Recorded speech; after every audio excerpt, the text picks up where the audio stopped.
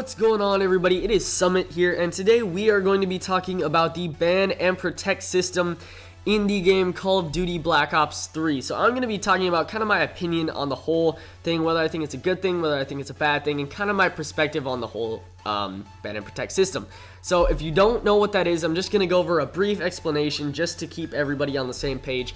Basically, before every match in arena mode, in competitive private matches, and on all the LANs, they will be going through a ban and protect system before each game. And basically what it is players take turns banning or protecting certain items in the game. It can be a gun, it can be an attachment, it can be a perk, it can be like tactical or equipment. Anything you want can be banned. So now that I've given you a brief description of the whole ban and protect system, let's start to talk about some of the good / bad things about it and kind of give you my opinion on whether I like this whole type of thing. So first I'm going to start with the good side, start out on a positive note. So the first thing that I like about this is that you will be making game mode specific classes. Basically, you make your classes after each ban and protect system. So going into arena mode or into a private match, you're not going to have preset classes that you use for that next match. Instead, you're going to be making your classes after you know what you're able to use. I like this because then you're not going to be in a respawn and say, oh, I'm only limited to these classes because those classes are for S&D. I don't want to, have an overkill sniper when I'm playing hardpoint, Same goes for S&D. Oh, I don't want to have not dead silence on when I'm playing S&D, that just puts me at a disadvantage. So now it's like your classes that you're using, you can use all the classes that you have. You're not limited to like 3 of your 5 classes or 2 of your 5 classes, you know what I mean? So I think that's really going to be a good thing for the game. Now the next thing that I think is good about this system is being able to shut down like overpowered players. Now, if you're good at this game, congratulations. But one of the things that is going to be so nice about this is you are going to have to be such a versatile player in this game because it's going to always be changing. Say you're insanely good at this one gun, then the opposing team who knows that you can drop like 40 every game with this gun is going to ban that, and it's going to put you at a disadvantage, and it's going to make it more challenging. Like take Clayster in Black Ops 2 for example. Insanely great player with the FAL semi-automatic rifle. They ended up banning that because it was so overpowered in not only his hands but in more players. But that's the thing, if Clayster is super good with say the Man of War or the Shiva in this, because the Shiva is similar to it, then all he has to do is simply, or all an enemy has to do is simply ban the weapon and even out the playing field. So this will make matches more interesting because the players will be more at the same level, because one player won't be insane with one weapon. If you kind of know what I mean, it's hard to explain. Alright, now I'm going to start talking about what I think the bad sides of this are. So first thing is, I think in arena mode, if you just want to jump into a quick game of like arena mode like you could in league play or ranked play before, you're doing a scrim or a GB, you're not going to be able to do that anymore because the ban and protect system is simply going to make the whole thing take a lot longer. If there was no ban and protect system, there would be no create a class thing after that, which takes another 2 minutes, not even including the 2 minutes that the ban and protect system takes up. Then there's also the specialist draft and the score streak creation, or the score streak choosing. All of this just adds to time. Some S&D games run almost 20 minutes long, like between 10 and 20 minutes usually. If you are adding an extra like 5+ minutes to that, that is just going to make hopping into a quick game of arena mode impossible.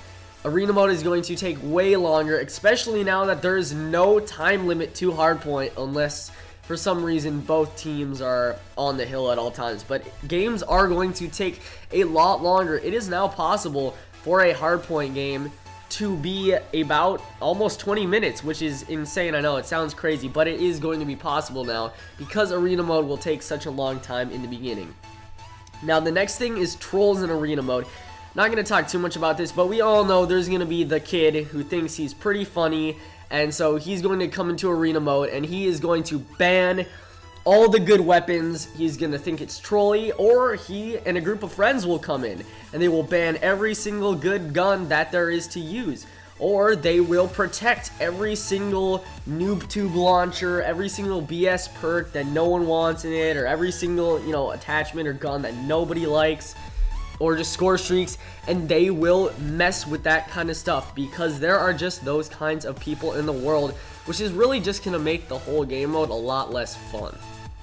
The final thing that I'm going to be talking about is the things that I think are going to be banned, because the main reason I don't like this system is that I think literally every single time there's a ban and protect, the same items will be banned and protected every single time. UAV and counter UAV are going to be banned because that's just going to be annoying. The Annihilator pistol is going to be banned because no one wants to get one shot killed in a 5-5 round 11, you know, type of scenario. That's just going to be stupid. No one's going to like that. Sixth Sense is going to be banned. No one wants the other players on the other team to know exactly where they are if they're up close. It's just going to mess the whole flow of the game up. Also, Tracker is going to be banned almost every time because in S&D, nobody wants to be able to have other people see their footprints on the ground. That makes flank routes, that makes rush routes just pointless in this game, which is why I'm really not going to like that. And the last thing I think that is going to be banned almost every single game for sure is going to be the Rejack Specialist ability. So the reason that Rejack is going to be banned almost every single time in competitive, think about it this way. If it was a round 11 and you had, say, I don't know, like 15 seconds left on the clock and you had to defuse in a 1v1, you get the kill and you turn around just in time and you're gonna get the defuse. Say it's COD Champs and it's 5-5 and this happens. If that player that you just killed has Rejack and comes back to life as you are defusing the bomb to win COD Champs, do you know how much complaint Black Ops 3 is going to get and how much complaint competitive is going to get if that ever happened? Rejack will be banned every single time, as well as those other game modes that those other items that I was talking about. It's just inevitable. It's going to happen.